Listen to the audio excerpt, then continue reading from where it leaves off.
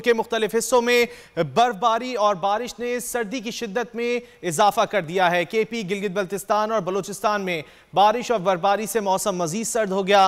गिलगित, कोयटा, ज़ियारत, चमन, पिशीन, बाग, चिलास, बाबूसर टॉप और मरी समेत बालाई इलाकों में सफेदी छा गई। NDMA ने इंतजामिया को अलर्ट रहने की हिदायत कर दी।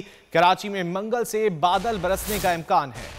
आज़ाद कश्मीर के बुलंदो बाला इलाके बाग में बर्फबारी से वादी ने सफ़ेद चादर ओढ़ ली। पहाड़ों के हुस्न के दिलदादा हसीन मनाजर से लुत्फानंदोज होने के लिए वादी की मशहूर गंगा पर पहुंच गई है। इस हवाले से रिपोर्ट कर रहे हैं, तफसीलात हमारे नुमाइंदे आमिर अली सैयद की इस रिपोर्ट में। संडे को फंडे बनाने के लिए मुल्क भर से सयाहों की बड़ी तादाद ने मलका को हुसार का रुख कर लिया है।